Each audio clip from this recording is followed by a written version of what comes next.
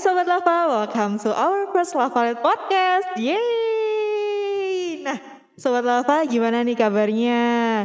Sekarang ini udah masuk musim penghujan ya Sobat Lava ya. Apalagi kita juga belum terbebas dari musim pandemi. Nah, Sobat Lava, mudah-mudahan Sobat Lava selalu diberikan kesehatan ya. Keselamatan juga pastinya. Di kesempatan kali ini nih Sobat Lava, kita kedatangan seorang tamu nih. Ayo siapa tebak? Ayo. Siapa lagi kalau bukan Dokter Sinta Kumala Prawitasari. Halo dokter. Halo Mbak Fanda. Gimana kabarnya dokter? Alhamdulillah baik. Mbak Fanda gimana kabarnya? Oh, alhamdulillah luar biasa. Nah, jadi dokter Sinta ini selaku kasubag pemasaran ya dokter ya di rumah sakit ya. Oke. Nah untuk sekarang biasanya dokter ini menangani MCU dokter ya terkait screening COVID ya. Ya benar Mbak Baik. Fanda. Nah jadi sekarang kita mau ngobrol tentang percovidan nih dokter ya. Wow. Masih dunia percovidan. Oke, baiklah. Karena COVID masih ada ya dokter ya. Tetap masih ada ini. Nah ini dokter jadi untuk perkembangannya. Sementara ini gejala COVID itu kan macam-macam ya dokter ya. Ya, gimana? Padahal dari awal itu ada gejalanya itu kayak cuman seperti flu, tapi ternyata ada tambahan-tambahan gejala lain gitu dokter. Nah untuk sekarang tuh apa aja sih dokter gejala-gejalanya? Asimptomatik atau tanpa gejala. Heeh. Asimptomatik itu justru tanpa gejala sama sekali nih. Nggak ada gejalanya sama sekali dokter ya? Sama sekali seperti itu. Kalau gejala ringan mungkin bisa dirasakan salah satunya adalah demam ringan. Terus terkadang ada flu yang mungkin menurut masyarakat itu sebagai flu biasa seperti itu. Terkadang ada batuknya seperti itu. Ada juga yang sampai sesak nafas. Sesak nafas. Sesak nafas ada. Dan juga ada hilangnya indera penciuman, terus indera perasa seperti tidak bisa merasakan, terus tidak bisa membau seperti itu. Itu aja. Itu salah satu contoh salah satu contoh kriteria klinis dari COVID Mbak Fanda. Oh misalnya ini dokter kemarin juga sempet nih ada keluhan juga dari pasien katanya itu beliaunya diare diare aja tapi ternyata waktu di swab konfirmasi positif. Apakah diare juga termasuk dokter sekarang? Iya Mbak Fanda, saya tadi lupa belum menyebutkan ya. Ada salah satu yang gejala kriteria klinisnya adalah disertai dengan diare. Seperti itu. Diare salah satu sebenarnya tapi dilihat klinisnya seperti itu Mbak Fanda, seperti itu. Ya baru-baru ini sih seperti itu ada gejala salah satunya adalah diare seperti itu. Diarenya biasanya diare akut. Jadi untuk gejalanya itu tadi ya dokter ya udah disebutkan bermacam-macam gejalanya adalah itu. Iya Nah, Mbak Fanda. Selain itu juga ada orang-orang yang tanpa gejala juga, asimptomatik tadi dokter ya. Betul. Kalau misalnya nih dokter, untuk penegakan diagnosa sendiri, kan kita kan ada beberapa macam ya dokter ya sekarang untuk pemeriksaannya. Kira-kira dokter, pemeriksaan apa nih yang paling cocok untuk COVID sendiri, yang paling tegak diagnosanya dokter? Baik, jadi gini Mbak Fanda, dari aturan Permenkes yang baru ya Mbak Fanda ya, pemeriksaan antigen itu digunakan untuk penegakan diagnosa. Tapi tetap penegakan diagnosa dilakukan dengan pemeriksaan real time PCR seperti itu. Iya, tetap PCR Mbak Fanda seperti itu, menegakkan diagnosa dengan menggunakan real time PCR itu sendiri. Berarti yang paling tegak adalah PCR itu sendiri. Betul Mbak Fanda. Baik dokter. Nah ini dokter kalau misalnya nih kan untuk orang-orang kalau misalnya ada gejalanya ya jelas nih kalau misalnya di PCR ya sudah ada gejala positif. Tapi beda lagi dengan orang-orang yang memang ternyata tidak ada gejala, PCR konfirmasi positif dokter. Nah biasanya untuk orang-orang seperti ini harus isoman atau dirawat dokter di rumah sakit? Oh baik, jadi gini Mbak Fanda, untuk pasien ya, saya bilangnya pasien apabila itu menunjukkan real time-nya PCR positif, tetapi gejala klinisnya atau klinisnya tidak menunjukkan gejala nih asimptomatik, tetap isolasi mandiri dulu di rumah. Misalkan seperti itu, isolasi mandiri di rumah atau di rumah sakit lapangan seperti itu, dengan menunjukkan surat keterangan bahwa mereka dengan real time PCR-nya positif seperti itu. Nah, tetap kenapa harus seperti itu? Karena dengan adanya isolasi mandiri itu kita untuk mencegah untuk penularan ke anggota ke keluarga yang lainnya atau sesama yang ada di rumah seperti itu atau sesama satu kantor misalkan seperti itu ya. Tetap isolasi mandiri di rumah. Nah, syarat-syaratnya isolasi mandiri itu tidak sembarangan Mbak Fanda. Sebenarnya seperti itu. Isolasi mandiri di rumah misalkan seperti itu ya. Isolasi mandiri di rumah kalau bisa satu kamar satu orang, satu kamar untuk si pasien itu sendiri. Diharapkan untuk tetap menjaga jarak, memakai masker tetap seperti itu. Tetapi ada aturan-aturan yang harus dipatuhi oleh si pasien itu sendiri.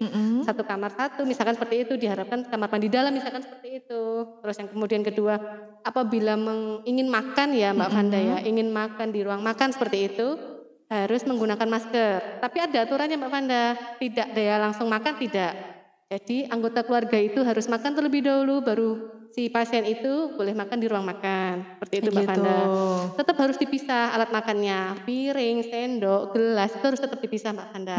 Tidak boleh dicampur oleh anggota keluarga yang lainnya. Seperti itu. Apabila si anggota keluarga itu sudah makan, si pasien boleh makan di ruang makan. Setelah itu, setelah selesai, nah anggota keluarga yang sehat tadi harus mendesinfektan semuanya untuk alat tempat yang telah diduduki tadi, misalkan seperti itu ya, seperti itu.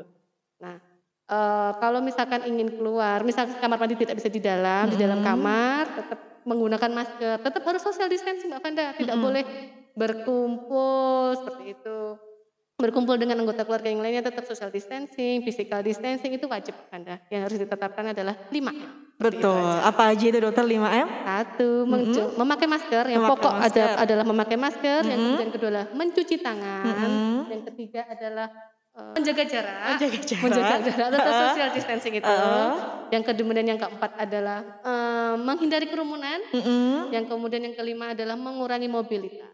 Baik, berarti untuk isoman harusnya dilakukan seperti itu dokter ya, soalnya untuk mencegah penularan ke orang-orang sekitarnya itu tadi dokter ya. Ya, meskipun asimptomatik Mbak Banda itu tidak menutup kemungkinan akan menularkan ke anggota keluarga yang lainnya, seperti itu. Tidak menutup kemungkinan untuk menularkan anggota satu kantor, seperti itu. Tetap ada kemungkinan besar pasti ada, seperti itu. Baik dokter. Asimptomatik ya Mbak Iya, Banda, ya. baik. Karena memang kalau misalnya kita tanpa gejala itu mungkin lebih berbahaya dokter ya. Betul, itu soalnya kan tidak kita mungkin. merasanya kita sehat. Iya benar Mbak Tapi Banda. ternyata kita karier membawa virus itu gitu betul, dokter ya. betul Mbak Banda. Baik. Nah dokter, kalau misalnya nih kita kan kontak ternyata dengan orang-orang yang asimptomatik ini, Betul. tidak ada gejala. Kira-kira kita ini harus seperti apa dokter sebagai orang-orang yang istilahnya kontak erat gitu dokter ya kalau Baik. sekarang ya. Kontak erat dengan orang-orang yang ternyata terkonfirmasi positif tetapi tidak ada gejalanya dokter. Jadi gini, apabila itu memang kontak erat ya Mbak Vanda ya, dengan kontak orang erat. yang pasiennya positif, tetap isolasi dulu di rumah. Harus isolasi Harus mandiri isolasi dulu dokter di ya. rumah, ya. Di samping itu tetap harus melakukan pemeriksaan seperti itu Mbak Vanda, ditegakkan dengan pemeriksaan misalkan dengan real time PCR seperti itu. Harus ditegakkan dengan suatu diagnosa. Benar nggak sih saya itu kontak erat dan tertular seperti itu? Harus ditegakkan dengan salah satu pemeriksaan tersebut Mbak Vanda.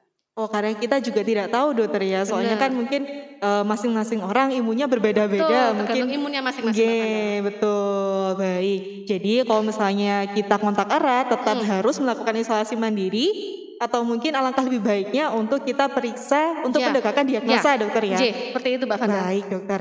Nah dokter, jadi kalau misalnya kita kan tadi harus melakukan isoman dokter ya.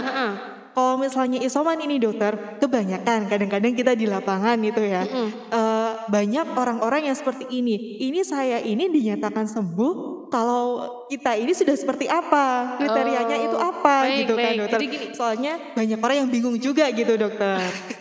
Ya itu banyak pertanyaan banget dari iya. pasien-pasien yang dok aku kok belum masih PCR masih begini ya, Iya, tapi sembuh betul. saya kapan ya, seperti Iya. itu. Jadi gini Mbak Vanda, jadi untuk dinyatakan sembuh, Permenkes yang terbaru atau Menteri Kesehatan yang terbaru itu, apabila di asimptomatik ya Mbak Vanda khususnya ya, asimptomatik itu dinyatakan tanpa gejala dengan melakukan isolasi mandiri 10 hari tanpa gejala, mereka itu sudah dikatakan bebas isolasi seperti itu Mbak Vanda. Bebas isolasi Bebas dokter ya. isolasi atau bebas pemantauan, istilahnya seperti itu, bebas pemantauan seperti itu.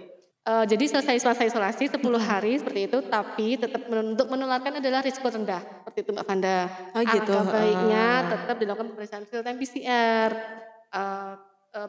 Dengan seperti itu kan bisa dilihat perkembangannya seperti itu. Tetapi kan tidak, kebanyakan pemerintah sudah menerapkan yang 10 hari tanpa melakukan pemeriksaan PCR apabila tidak menunjukkan suatu gejala. Oh baik, berarti kalau misalnya kita isoman selama 10 hari Iya. itu bisa dikatakan bebas Isolasi, isolasi iya. selama kita tidak ada gejala dokter Iya. ya di masa isoman itu ya Ya, dokter ya? benar benar Oh benar Mbak Hana. baik. Tetapi nanti tetap harus selama masa isolasi nanti akan Mhm, dipantau oleh suatu dinas, atau suatu apa ya, puskesmas lah salah satunya, puskesmas yang mhm. sekitar tempat tinggal itu akan memantau si pasien itu yang isolasi mandiri di rumah, misalkan seperti itu Mbak Panda. Baik. Nanti setiap hari mungkin akan dipantau oleh, salah satu kadernya atau satu Mhm. petugasnya, dipantau, apakah Bapak ini ada keluhan atau tidak. Setelah 10 hari dari puskesmas nanti akan mengeluarkan surat seperti itu, surat, selesai masa isolasi, seperti itu Mbak Panda. Baik dokter. Nah tapi dokter kalau misalnya di masa isoman ini, kita ini muncul gejala mungkin seperti tiba-tiba batuk atau mungkin kita flu. Nah sebaiknya gimana dokter? Oh, oke. Jadi dalam masa isolasi mandiri misalkan tidak ada Mhm, gejala di awal, setelah mhm, dinyatakan, si pasien itu positif, mhm, apabila ada gejala di tengah-tengah dari ketiga, di keempat misalkan ada batuk, silahkan untuk berobat atau konsultasi ke puskesmas dulu, seperti itu kan dipantau oleh puskesmas ya Mbak Fanda ya, mhm. puskesmas sekitar, konsultasi ke puskesmas dulu, langkah baiknya seperti apa, seperti itu. Baik. Biasanya nanti dapat obat untuk untuk mengurangi gejala tersebut. Apabila sampai sesak nafas yang Mhm. mengganggu yang sangat berat, batuk terus seperti itu, silahkan datang ke rumah sakit yang menerima rujukan COVID seperti itu Mbak Fanda. Baik Untuk dilakukan dokter. screening lebih lanjut, gitu aja. Baik. Jadi kalau misalnya ini dokter, jadi kemarin tuh sempat gitu kan, Mhm ada mhm. yang namanya muncul istilah happy hipoksia dokter. Betul Nah betul. seperti apa dokter? Mhm. Dari istilahnya itu Mbak Fanda, dari happy hypoxia ya. Jadi itu orangnya merasa baik-baik saja. Saya tidak ada keluhan ini, saya tidak ada keluhan sesak nafas nih, misalkan seperti itu pasiennya. Dilakukan dengan pengecekan oximeter, dia saturasinya turun Mbak Fanda, seperti itu. Seperti itu. Iya, Jadi itu juga bahaya sekali dokter bahaya ya. bahaya sekali sebenarnya Iya, seperti itu. soalnya kita happy-happy aja tiba-tiba oksigennya turun Ya, bisa sesak benar-benar. napas ya dokter ya. Jadi harus tetap hati-hati ya Sobat Lava di rumah ya. Jadi untuk ngecek menggunakan oximeter, ngecek Mhm, saturasi kita itu juga penting. Apalagi mhm, kalau misalnya kita ini sudah terkonfirmasi positif dokter ya. Karena kita nggak tahu juga, tidak menutup benar. kemungkinan kalau nanti di tengah-tengah misalnya kita isoman tidak bergejala ternyata gejalanya muncul. Seperti itu dokter ya. Betul betul Mbak Fanda. Baik, kalau misalnya ini dokter, eee, sebenarnya kita ini bisa nggak sih dokter, terinfeksi kembali gitu? Jadi, Oh, kan kadang ada kan benar. anggapan dulu lah, kalau misalnya sudah terinfeksi berarti kita tidak akan terinfeksi lagi. Mhm mhm Nah, mhm. sebenarnya sekarang bisa nggak sih dokter kalau misalnya seperti itu? Gini Mbak Fanda, karena ini kan Covid itu kan suatu penyakit baru ya, ibarat itu Mhm, baru pandemi lah sebenarnya. Nah, banyak penelitian itu yang menyatakan belum bisa memberikan, belum ada jurnal yang menyatakan antibodi si pasien Covid ini selama berapa lama sih, seperti itu. Tetapi tetap harus kita hati-hati Mbak Fanda, kalau reinfeksi kembali itu pasti ada kemungkinan seperti itu. baik. Karena banyak jurnal yang belum menyebutkan, antibodi pasien post Covid ini bertahan berapa lama di dalam tubuh kita. Tetap kita harus menerapkan 5M, seperti itu aja Mbak Fanda, Baik. tetap bisa Berarti tetap bisa dokter tetap ya? bisa. Nah, kalau misalnya dokter, untuk tindakan pencegahannya dokter, Mhm, kira-kira dari dokter sendiri ada nggak kayak tips gitu dokter mungkin untuk eee, sobat lava gimana cara pencegahannya agar kita tidak tertular COVID ini sendiri dokter? oke tetap menerapkan 5M ya Mbak Fanda ya, Heeh, tetap 5M. 5M, memakai masker, mencuci tangan, menjaga jarak, Mhm. mengurangi mobilitas, menghindari kerumunan, itu wajib kita terapkan dalam sehari-hari kita, entah itu di kantor, di tempat umum, seperti itu kita harus kita terapkan. Jangan lupa selalu mengkonsumsi vitamin Mbak Fanda, seperti Mhm. itu. Diutamakan untuk vitamin C misalkan seperti itu. Dan Mhm. juga untuk makanan, makanan itu bebas makanan apa aja, asalkan tidak ada yang, bikin alergi seperti itu Mbak Fanda. Baik. Tetap makan, yang penting adalah tidak boleh stres Mbak Fanda. Oh itu dia. Itu dia, tidak boleh Manajemen stres. stres ya dokter Bener ya? bener bener bener bener Mbak Fanda. Itu kuncinya. Manajemen stres itu harus kita terapkan mulai sekarang ya, harus Heeh. untuk menjaga daya tubuh kita tidak turun, Iya seperti itu. Karena baik. stres ada stres mempengaruhi sistem imun kita Mbak Fanda. Iya, berarti kalau Harus kayak gitu happy. iya, jangan lupa bahagia Sobat Jangan lupa Lava bahagia ya, ya. heeh, biar kita tidak tertular COVID-19 ya. Jangan lupa bahagia. Ada lagi mungkin dokter selain itu? Itu yang pokok harus kita terapkan Mbak Fanda. Tetap Oh, 5M, makan makanan yang bergizi seperti itu. Jangan lupa jangan stres dan lupa bahagia. Iya, itu dia. Pesannya adalah jangan lupa Lupa bahagia. bahagia. Oke, dokter, terima kasih dokter ya atas Sama-sama. waktunya dokter ya. Sama-sama, Mbak Fanda. Selamat pagi dokter. Selamat pagi Mbak Fanda. Selamat pagi. Nah, jadi Sobat Lava, sekian first podcast kita nih bareng Dokter Sinta Kupala Prawitasari. Jadi ingat ya Sobat Lava ya, tetap terapkan 5M. Jangan lupa makan makanan yang bergizi. Terus jangan lupa bahagia juga Sobat Lava. Jangan lupa juga nih yang paling penting, like, subscribe, share, and comment. Bye-bye.